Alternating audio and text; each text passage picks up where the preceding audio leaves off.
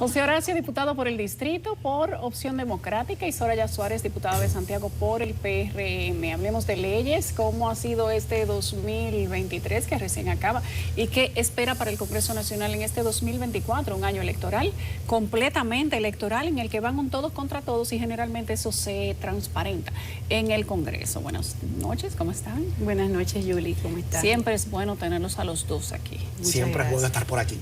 Muchas gracias. Compartiendo ideas y hablando sobre el panorama nacional y sobre todo el trabajo legislativo. ¿Cómo les fue en el 2023? Bien, mucho trabajo, ¿verdad, José? Sí, no se paró de trabajar nunca en el Congreso. Sí. Realmente, hasta a mí me sorprendió que este diciembre estuviera tan cargado de trabajo, no se sintió una mínima pausa. No, y todavía, se fue de una vez. Todavía el día 23 estábamos trabajando y apenas tenemos una pausa en esta semana y ya volvemos, iniciamos la próxima. Y el 29 de diciembre. Y el 29 de diciembre también. Trabajaron también. Estuvimos trabajando, o sea que... ¿Se está justificando? Siempre se ha justificado. Hay gente que dice que no. Yo siempre he dicho en este cuatrenio, que es el que me toca, del que me toca hablar, que nosotros los diputados trabajamos mucho. Si no trabajaban antes, pues yo no lo sé, porque ahora trabajamos mucho. Pese a muchas cosas que se puedan decir, pese a que a veces se nos malinterpreta cuando decimos los diputados no leen, porque si leemos y si no leen, escuchan. Algunos no leen, realmente. No, realmente sí, si no leen, escuchan, porque todos lo leemos allá arriba. Okay. Y cuando se escapa alguito que debe leerse de nuevo, algunos consideran que se debe leer de nuevo, a eso tenemos a José Horacio, que es bastante insistente y pide siempre que se vuelva a mandar a comisión o que se lea. Y en ese sentido el presidente Pacheco, creo, sin lugar a equivocarme, que es muy democrático. O se manda a comisión o se lee, salvo que se piense que es una manera de retrasar algo. Bueno, Soraya tiene la responsabilidad como secretaria del bufete directivo estos últimos 3 años, precisamente de leer. Esa es la responsabilidad principal que tienen los secretarios del bufete directivo. Y yo concuerdo con la opinión de Soraya del carácter democrático del presidente de la Cámara, aunque hay momentos específicos donde serán sus momentos de tensión, como pasó con el caso del contrato de Aerodón, pero yo diría que esos son la excepción a la regla, donde han habido momentos específicos donde nosotros entendemos que no se cumplió a cabalidad con la rigurosidad de los procedimientos. También esos procedimientos se interpretan, y hay quienes lo interpretan a su favor o no, pero sí yo destaco, uno, el gran nivel de trabajo. Este ha sido un Congreso, Yulisa, que le ha dado leyes al país que estaban pendientes de hace muchos años. Pienso en la Ley de Ordenamiento Territorial y Uso de Suelos, pienso en la Ley de Regiones Únicas de Planificación, pienso en la Ley de Extinción de Dominio, que son grandes proyectos de ley que el país tenía muchos años esperando. Pero nosotros no podemos conformarnos. Tenemos que seguir trabajando porque hay muchas otras leyes pendientes, como el proyecto de ley de cambio climático, que es una amenaza real para la República Dominicana. Recordemos que estamos entre los 10 países del mundo más vulnerables a los efectos del cambio climático y no tenemos una ley que nos permita establecer las medidas para poder mitigar y adaptarnos como país a los efectos del cambio climático que ya estamos sufriendo. Hemos visto las lluvias de los últimos 2 noviembres y los efectos gravísimos que ha dejado la cantidad de familias, vidas que se han perdido, infraestructuras viales y públicas que han colapsado y seguirán haciéndolo, y por eso es importante tener este marco legal. También está pendiente de aprobarse, y antes de que comenzara el programa te comentaba, el proyecto de ley de referendo constitucional aprobatorio y referendo consultivo, que es un mandato de la Constitución desde el año 2010 y sin el cual no se pueden todavía llevar a la práctica y operativizar este tipo de consulta ciudadana para fortalecer la democracia. Y me siento sumamente orgulloso que la comisión que yo presido en la Cámara, la Comisión de Desarrollo Humano, ya rindió un informe favorable a este proyecto de ley, luego de casi 2 años de trabajo para poder consensuar una iniciativa que permita que no pase con la ley de referendo lo que ha pasado con la ley de iniciativa legislativa popular, que en la práctica, muy bonita, pero los mecanismos hacen que sea inaplicable e imposible casi de operativizar. Y hemos por eso, duramos tanto tiempo consensuando esta ley de referendo consultivo para hacer una ley que permita que realmente se hagan esos referendos. Para mencionar algunas de las que están ahí en agenda y que esperamos que antes que concluya este Congreso de agosto podamos Y a la par con la ley de cambio climático, pues tener en cuenta la ley del agua, que realmente... ¿Por qué no se aprueba la ley del agua? Bueno, ¿Cuáles son los intereses? No, sí. Porque eso tiene muchísimos años. Sí y no, sí, como muchas otras. Nosotros iniciamos los estudios del proyecto de ley del agua y fueron detenidos porque entonces el Ejecutivo vino un proyecto remozado donde divide en partes, debido precisamente a los intereses, complacer a todas las partes y sobre todo complacer los recursos que se necesitan para la subsistencia, más que nada. Y ya lo estamos estudiando en la Comisión de Medio Ambiente y Recursos Naturales, tenemos un buen tiempo, ya inclusive terminamos los estudios, faltan las conclusiones, pero es posible que sí, que antes de que cierre este cuatrenio nosotros podamos tener por lo menos ley del agua, digo por lo menos, porque soy de las que se marca... antes de la última legislatura del 24. Sí, definitivamente. Nos gustaría, como a otros como a José Horacio, cada uno dentro de sus términos y parámetros, porque aquí hay dos posiciones encontradas, la aprobación del Código Penal. Ustedes se llevan muy bien para ser contrario. Sí, realmente. Yo respeto mucho los criterios de José Horacio. Tiene criterios, aunque no los comparte en algunos momentos. No en todo. Cuando José Horacio va a hablar, porque ella se sienta frente a mí, como ella está en el directivo, yo en la primera fila. Y yo le me dice. Sí. Y yo le hago así. Y otras veces le hago así. Porque realmente nosotros estamos frente a un buen legislador, a una persona que tiene convicciones firmes. Y uno tiene que aprender a verlo, aunque sea en la acera de enfrente. ¿Se hablan ustedes tras bastidores, por ejemplo? Sí. Por ejemplo, y a veces yo le escribo y le digo, di tal cosa. Pasan los programas de televisión. Nosotros aquí hay veces que tenemos que defender posiciones distintas, pero cuando no estamos en el aire tenemos posiciones tal vez comunes. Sí. Y nos decimos, sí, dijiste eso bien, pero no debiste decir tal cosa. O sea, eso pasa. Sí, pasa igual. Pasa igual. Pasa igual y sobre todo hemos podido cultivar un respeto mutuo de doble vía. A veces sí me he querido parar de ahí y yo soy muy expresiva y ahorcarlo, ¿verdad? Pero me aguanto porque es José Horacio. Porque sobre todas las cosas sabemos que es una persona firme, correcta, muy correcta. Lo sabemos, aunque no compartamos ideas en algunos momentos. Y eso es lo importante que tiene la democracia. Muy bien. El pasado presidente del Tribunal Constitucional, don Milton Rey Guevara, la referencia más alta que tenemos hasta el momento de defensa constitucional, ha reiterado en múltiples ocasiones y ha pedido que se apruebe la ley que debería defender las ventas del territorio dominicano a personas extranjeras por un tema de mantener la soberanía. Dice que ningún territorio, ningún terreno que sea limítrofe o que esté en las provincias limítrofe, no importa si es 1 metro o 10.000, debe venderse a extranjeros, sin importar la nacionalidad que sea. Y que eso tiene que estar contenido en una ley que es urgente. Decía él, eso no aguanta más. Y cuando querramos, si seguimos por donde vamos, cuando se quiera subsanar lo que está pasando, va a ser muy tarde. ¿Le preocupa eso a alguno de los legisladores? ¿Se ha hablado de eso en el Congreso? Claro que sí, de hecho, allá en la Cámara de Diputados hay una comisión permanente de asuntos fronterizos y ese es uno de los temas que esa comisión debe vigilar, fiscalizar y dar seguimiento. Yo pienso que nosotros tenemos un reto como país de fortalecer la frontera. Recientemente hablaba con un amigo que estuvo ahora para Año Nuevo por la zona de Montecristi, de Manzanillo, y me mandó fotos de la verja que se está construyendo. Y me dijo, pero esto es una burla, porque tú tienes esta verja, pero tú tienes la puerta abierta de par en par. Y por ahí, ¿de qué sirve tener esa verja cuando por ahí entra y sale quien sea? Entonces, hay mucho manejo mediático del tema migratorio, del tema dominico-haitiano, y se usa mucho como para ganar, en mi opinión, para ganar aplausos, para ganar apoyo político, pero en la práctica, esa mafia que existe, que permite la entrada indiscriminada de migrantes de manera irregular, no se está combatiendo ni se está enfrentando, de la que son cómplices militares, políticos y empresarios corruptos. Aquí, una vez conversé yo hace un par de años atrás con un viceministro de Relaciones Exteriores que me decía, el problema que nosotros tenemos es que en los consulados en Haití, nosotros le damos cuota de autorización de que pueden emitir 2.000 visas y en 24 horas las agotan.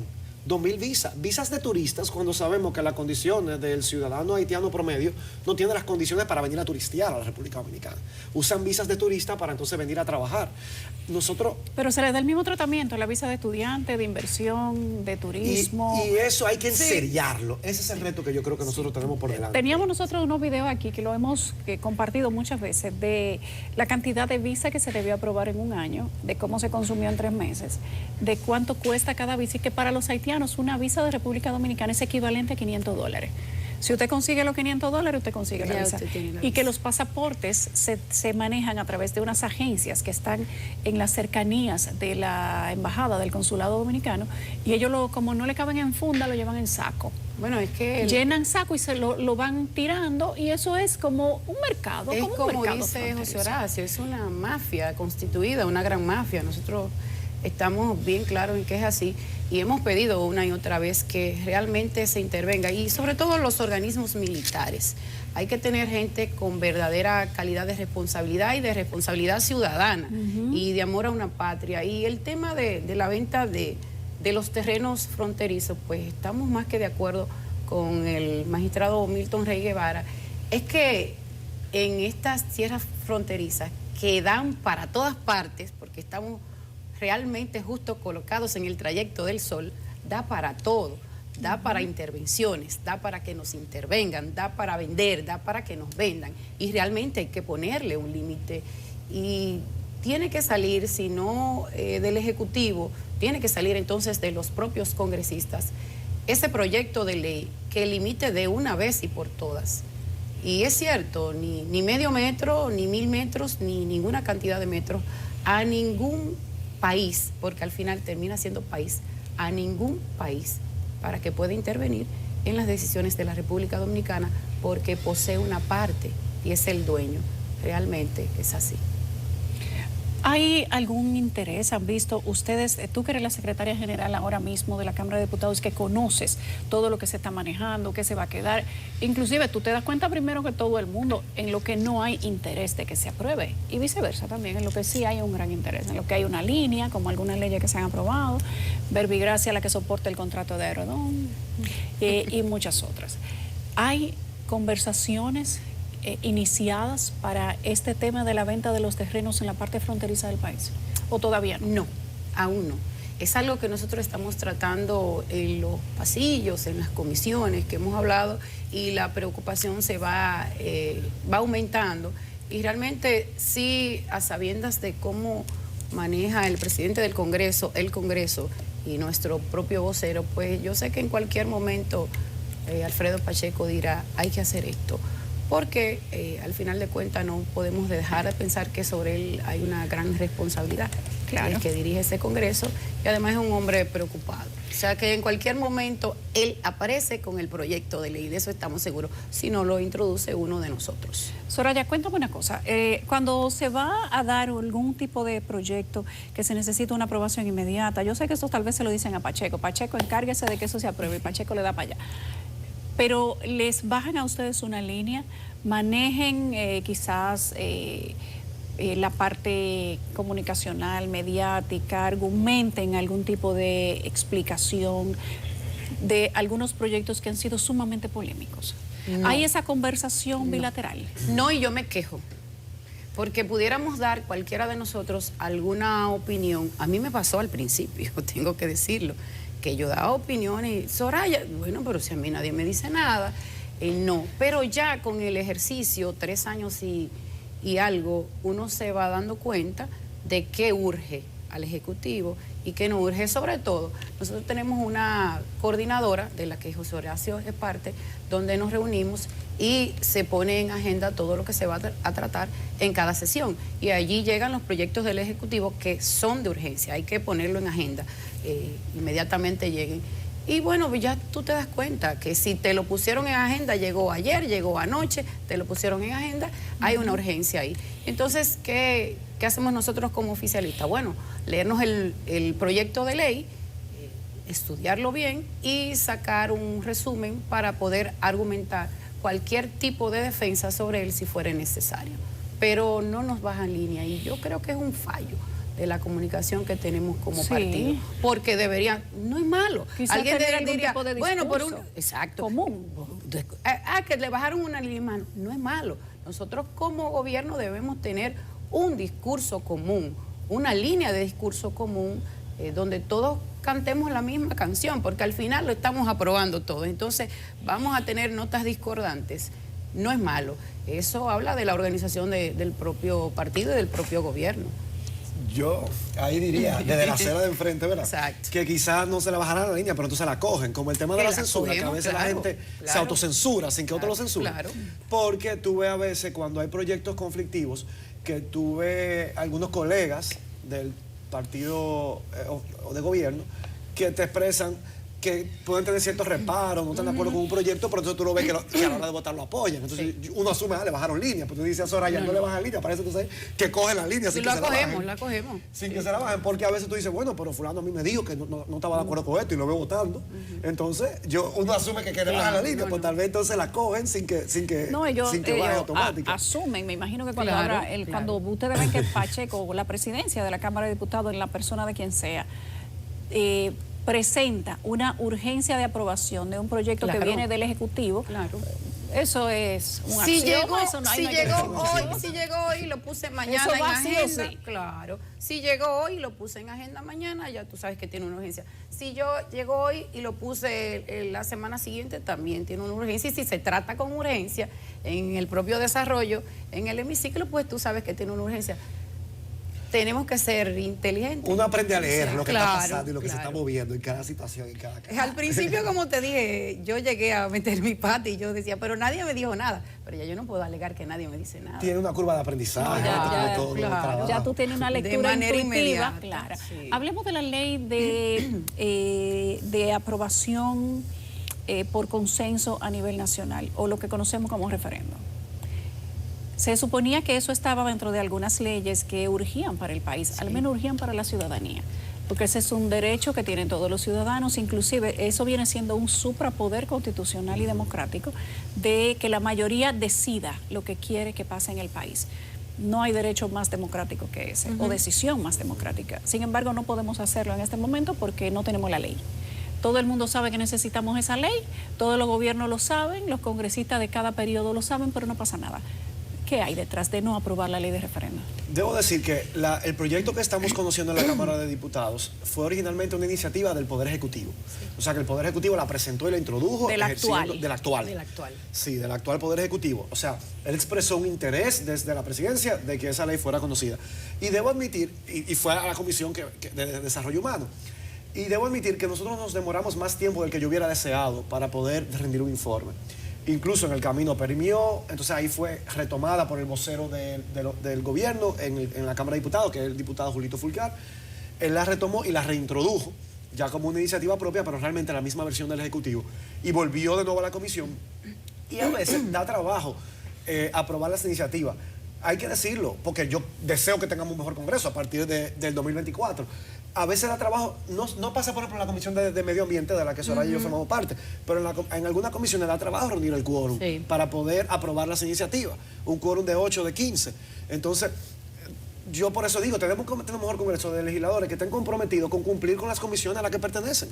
Que no se falte tanto. O que cuando tú vas a la comisión, tú le dediques el tiempo que esa comisión conlleva, porque a veces hasta a uno le pasa porque uno tiene una agenda muy apretada, pero eso puede ser un día, no todos los días que tú quieres ir a la comisión nada más 5 minutos. Para poder discutir un proyecto de la envergadura como esa, tú necesitas abocarte y dedicarle por lo menos 1 hora de análisis, de discusión, de debate, de lectura. Habían varios artículos que eran como 3 o 4 artículos que generaban un debate, sobre todo porque la Constitución no establece cuál es. Cuando sea la iniciativa de convocar un referendo venga de la población, la Constitución establece un mínimo de firmas que se deben reunir. Y nosotros estuvimos ahí discutiendo cuál era ese mínimo. El proyecto que mandaba el Ejecutivo hablaba de un 2% del padrón electoral. Eso es como 160,000 personas. Y habíamos algunos que entendíamos que si tú estableces que para poder convocar a una ley que convoca un referendo, porque al final eso es lo único que te garantiza es que el Congreso tenga que conocer una ley. Al final el Congreso tiene que decidir una ley por mayoría ordinaria dentro del Congreso. O sea que no basta con que el 2%, sino que luego eso tiene que pasar por el sedazo del Congreso. Entonces decía, para que un grupo de ciudadanos puedan reunir el deseo de que se convoque un referendo no debe ser 160.000, porque eso no va a hacer que nunca se reúna esa cantidad de firmas. Entonces nosotros teníamos la propuesta de Ángel, de la Asociación Nacional de Jóvenes Empresarios, que nos proponían que nosotros hicimos unas vistas públicas con relación a este proyecto de ley. Y ellos proponían que eso se bajara de un 2% a un 1%, que sería cerca de 80.000 ciudadanos, que sigue siendo una cantidad considerable de personas. ¿Para qué? Para solicitar al Congreso que apruebe una ley convocando un referendo sobre un tema específico. Y al final el punto de consenso que llegamos que fueron 1.5%, porque se entendía que tampoco se quería que fuera tan fácil, que tampoco fuera tan rígido. Ese para ilustrarte de uno de los temas que generó mucho debate. También, ¿cuáles materias pueden ser convocadas a referendo? Porque la Constitución establece algunos límites que te dice, nunca se puede someter a referendo el sistema de gobierno de la República Dominicana. ¿Por qué? Porque siempre debe ser democrático, civil, republicano. Entonces tú no puedes someter un referendo que diga que podemos instalar una dictadura, por ejemplo. Entonces eso ya está en la Constitución, pero la ley te permite establecer otras excepciones de temas que no puedan ser sometidos a referendo. Entonces ahí también hubo un tema de debate. ¿Cuáles temas se pueden someter a referendo y cuáles no? Y así, hasta que no llegáramos a un consenso sobre esos temas, no podíamos rendir el informe. Finalmente el informe lo rendimos hace un par de meses. Este proyecto tiene en agenda, porque los proyectos se colocan en agenda y no salen de agenda. Entonces ha venido quedando sobre la mesa hace como 2 meses. Sí. Ahí tú dices, bueno, ese es un proyecto que no es del todo prioritario. Porque los temas prioritarios, como tú decías, cuando se quiso aprobar una ley para poder aprobar el contrato de Aerodom sin que tenga que someterse a una licitación pública, la ley se aprobó en menos de un mes en el Congreso. Y sin embargo esto tiene varios años en el Congreso, varias veces ha perimido, solamente en la agenda del Pleno tiene 2 meses y no se prioriza. Entonces, sí, tiene un nivel, digamos, intermedio de prioridad, porque se introdujo, se depositó, lo aprobamos, pero tiene 2 meses en agenda y ni siquiera se coloca para que lo leamos. Entonces, ahí es que tú dices, bueno, que los medios de comunicación les presten atención al tema, que la opinión pública diga esto es necesario. Eso sirve para presionar, para que temas que ya están listos para ser conocidos pero como no es decisivo, terminen de, pero no es decisivo, de haber un desenlace. Porque se ha dado con otros temas importantes también, que la sociedad considera que son importantes, la ley del agua, la ley de salud mental. ¿Quién se puede oponer a que se apruebe una ley de salud mental? No. Aparte de las instituciones que manejan los fondos que pagan a la clínica para que la gente se le vaya atención mental. Nosotros en el Congreso estamos de acuerdo todo en que se haga. Lo que pasa es que lo que yo he visto en el Congreso durante estos 3 años y medio es que las prioridades, lo mediático, lo rápido, se traga a lo que es más pasivo y menos común. Lo que se entiende que quizás es menos urgente. Exacto. Y no es que no querramos. José Horacio acaba de hablar de un proyecto de ley en el que él está absolutamente interesado y ha estado hablando durante todo este tiempo de él y está precisamente en su comisión y qué bueno. Y así se ve que no ha sido una falta del legislador, sino que realmente, primero, proyectos de ley delicados como estos, tú tienes que estudiarlos muy bien. Y porque al final siempre el espíritu del legislador queda marcándolo. Y a veces se cometen hierros, para bien o para mal y sin la intención, porque tampoco debemos que pensar que con la intención. Y a veces terminamos cayendo en hierros cuando lo trabajamos rápido y tiene que venir alguien y arreglarlo y que choca con esto y que no choca con aquel artículo. Pero desinterés no creo que haya, porque nosotros hicimos un compromiso sin habernos sentado todos en la mesa cuando inició este periodo, de sacar aquellos proyectos de ley que estaban empolvados, que engavetados de 15, 20, 16 años, y lo hemos ido logrando. Ahora, son proyectos sumamente delicados que necesitan no solo la participación y la aprobación de todos, sino que lo estudiemos muy bien, porque al final marcarán el destino de la nación. Y eso pasa. Sí. Yo quiero fortalecer lo que decía Soraya, porque a veces se dice que, por ejemplo, con el Código Penal, y se dice que como que fuera culpa del Congreso. Este Congreso ha hecho su trabajo con relación al Código Penal. Nosotros hemos conocido por lo menos 4 versiones del Código Penal. Nosotros hemos rendido por lo menos 3, 4 informes en la Comisión de Justicia que estudia el Código Penal, en una comisión bicameral, yo creo que de la que Soraya formó parte. Sí. El trabajo se ha hecho. Si hay una ley que se le han dedicado horas de trabajo en estos 4 años, ha sido al Código Penal. Yo estuve en la Comisión de Justicia, nosotros tuvimos 10 meses para rendir el primer informe la primera vez. Y si no se pudo aprobar, bueno, es porque así funciona la democracia. Se sometió a votación en el Pleno. En el 2021 la Cámara de Diputados lo aprobó. Se le manda al Senado. Bueno, en el Senado perimio porque nada más tuvieron un mes para conocerlo. En la siguiente legislatura se decidió hacer una comisión bicameral para que no pasara lo que pasó reciente y el Senado lo aprobó. Y cuando se va a conocer en la Cámara de Diputados, que estábamos en diciembre, faltaron 2 votos. Pero esa es la democracia. Cada diputado puede votar como entienda por un proyecto de ley. Y yo sé que en ese momento Soraya y los dos votamos que no por ese proyecto. Porque estábamos con diferencia con determinados artículos. ¿Y cuál ha sido mi propuesta con relación a eso? Y se lo he dicho al presidente de la Cámara, una vez en la comisión coordinadora lo dije. Presidente, vamos a someter a votación el código. Si le queremos dar al país un código, artículo por artículo.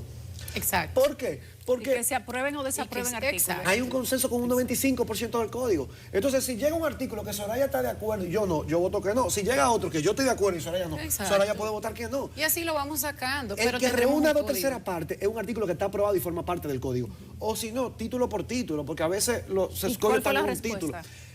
Que eso va a tomar mucho tiempo, que eso es complejo. Se creyó, en verdad, que en ese momento se tenían los votos. Yo creo que todos nos sorprendimos ese día.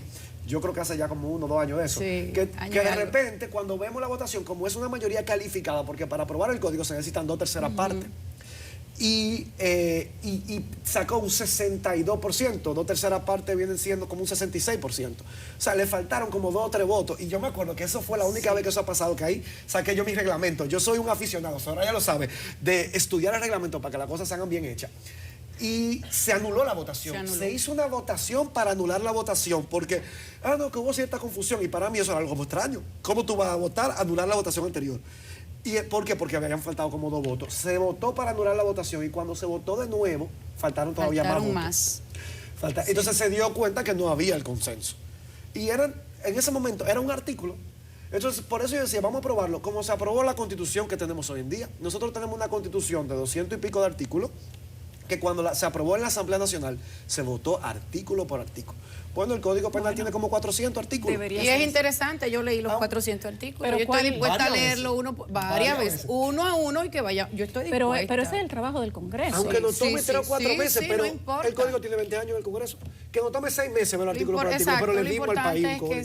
Es que salga. ¿Hay posibilidades de que se haga de esa manera o no hay intención? Porque yo creo que la intención están corriendo el trabajo. La intención está después que pasen las elecciones. Después de las elecciones. Sí, yo me caracterizo por ser muy clara. Yo no tengo por qué. Antes de las elecciones no hay aprobación de código. No. Hay un miedo político ahí. Sí. Claro, porque la decisión que se tome con el código y con 2 temas precisamente del código que son los que no tienen frenado. ¿Cuáles son esos 2 temas? ¿El aborto? El aborto y la ideología de género. Que con el aborto habíamos logrado un consenso, José Horacio y yo. Puedo decir que José Horacio y yo, porque yo estoy en contra, él está a favor y se logró un término medio. Y bien, se han aprobado 2. Hay consenso con 2 de las 3 causales. Sí. Cuando la vida de la madre está en peligro, que el médico decida. Hasta ahora esa es la que se ha mantenido en el proyecto. ¿Y cuál es la otra? La vida del bebé es inviable. Esa está aprobada. Sí. Por lo Yo menos creo hay que consenso. esa hay consenso, pero en la última La de la versión violación, no en la que no es La de la violación. Ahí hay más. Pero se más podría, rechazo. con el tema del aborto permitido cuando hay violación, ¿no se podría quizás ampliar un poco más el concepto? De que ante una violación la niña tiene que ser llevada a un médico y que en el mismo hospital le den la pastilla del día después. Tú sabes que yo fui a un programa de televisión, Yulisa, y duraron un mes acabándome porque yo hablé de eso. Y yo dije, pero señores, aquí lo que hay que primero es que educar. Porque es que el día de la violación lo que hay es el acto. Exacto. Yo estoy de acuerdo. Y hablar de la educación, porque hasta mujeres adultas se les viola. Vamos a educar para que exista una pastilla del día después. Aprobada. Y ya. El día, en la emergencia. Y lo que hicieron fue que me dele acabaron. la pastilla del Me día dijeron, después. ¿cómo ella manda a que se cuiden? Yo, pero es que tenemos que cuidarnos hasta para evitar una enfermedad, porque hay una pastilla que te dan para evitar que si tienes SIDA te contagies. José Horacio. Posterior. O sea, tiene que haber una medicación para una niña o una mujer que es violada. Es más fácil asumir esa política con mujeres adultas que sufren una violación y al día siguiente toman las medidas necesarias para evitar quedar embarazadas. Es más trauma para una niña. Es más complejo. ¿Por qué, Yulisa? A ver, y yo estoy de acuerdo con Soraya en el sentido de que lo más importante con este tema es la prevención a través de una educación sexual integral que le permita a una niña identificar si está siendo objeto de abuso, que lo denuncie, que lo verbalice, porque muchas veces lo calla porque no lo identifica, porque no sabe que alguien no la debe tocar y sobre todo alguien que a veces de confianza familiar y entonces no levanta la voz a tiempo. Muchas veces la gente se entera de que esa niña estaba siendo violada porque le comienza a crecer la panza. y cuando le comienza a crecer la panza ya esa pastilla no es efectiva. ¿Entiendes? Entonces es más complejo de Pero ahí. tiene que haber Por eso digo que una mujer Debe adulta existir. sabe verbalizar claramente. Fui violada, tomo José la Horacio, decisión. pero tiene que haber alternativas. Y estoy de acuerdo, y yo creo que podemos ver cómo ha funcionado en otros países donde se han establecido protocolos Tiene que para haber. determinar Pero qué el pasos código dar y qué pueden pasos ustedes seguir. plantear en el código un protocolo de acción para este tipo de casos. Lo que pasa es que las leyes no es el espacio para establecer esos protocolos. Yo pienso que el código debe establecer una reserva de establecer en el mismo articulado que deberá establecerse un protocolo a través de salud pública, a Que través contemple tal y tal y tal del estamento cosa, necesario, que exacto, que establezca cuáles son las condiciones para poder establecer esa excepción, porque dejémoslo claro, el código, y todo el mundo está a favor, penaliza en la práctica del aborto. Y lo que hemos estado abogando es que hayan circunstancias excepcionales en las cuales ese delito se haga, digamos, un eximente de responsabilidad penal a ese delito. Porque Pero hay también, una circunstancia que amerita que no sea castigado penalmente. José Horacio, Soraya. Y entendemos, segundo, que la violación sexual debe ser una de esas circunstancias. Pero también tiene que haber en el código un tratamiento más fuerte para la violación sexual. Claro. No se puede tratar como un delito Y en común. eso hay consenso. Ahí hay Claro. abuso psicológico, hay abuso Sí, todo. emocional. Además, Yulisa, el código a veces, y me perdona José Horacio, yo siento que el tema de las causales son manipuladas con el tema de la violación siempre a menores. Siempre se habla de la violación a menores y tú ves que violan mujeres adultas mayores y en edad de reproducción incluso también, y salen embarazadas también y se someten a un aborto también. Y yo me voy al tema de vamos a matar la criatura y vamos a dejar al violador Exacto. prácticamente libre, porque quedan prácticamente libres E impunes. para que sigan violando. Y además hay un tema que José Horacio tocó y es una realidad. Por lo general, cuando la menor de edad, sobre todo si son muy niñas, salen embarazadas, los padres se dan cuenta cuando ya le ven la pancita grande, que a veces creen que tienen parásitos. En los campos creen que tienen parásitos y tienen parásitos, pero el gran detalle es que la niña no fue violada y embarazada de inmediato, es que había sido consecuentemente violada y posiblemente la hermanita, la amiguita, la primita. Entonces, ¿al violador qué?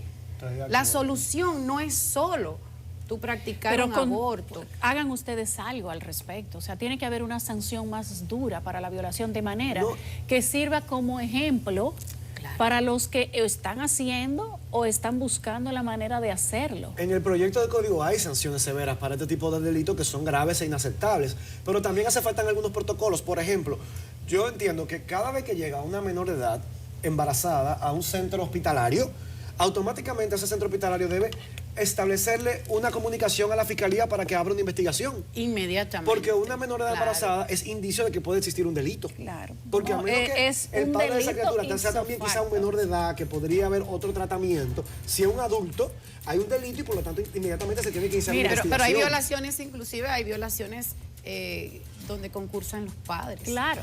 Tenemos que hablar más Detrás de eso. de- Vamos- Y por eso de ahí dinero. aprovecho de eso que dice Soraya, de que los padres concursan, para hablar de otro logro de este Congreso, que Sí, es la prohibición del la matrimonio prohibición del infantil. matrimonio infantil. Vamos a hablar de que eso se daba muchas veces con concurso de Sí. los padres. Cuando regresemos de la pausa, las embarazadas que van a los hospitales y que no pasa nada, el protocolo no te dice nada. Sin embargo, si hay una relación con una menor de edad y es una persona conocida, de dinero o famosa, se crea un caos inmediatamente. Y la actualidad, la justicia funciona por actualidad.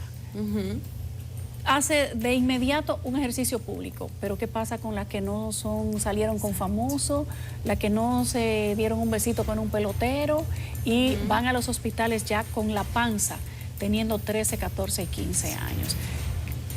¿Cómo lo ve el Congreso? ¿Se ven estas cosas desde ahí arriba? Tenemos que hacer una pausa muy breve, pero también continuemos con el Código Penal y hablemos de la parte en inglés que tenía el contrato de Aerodón y que como quiera se aprobó de esa manera. Ya venimos.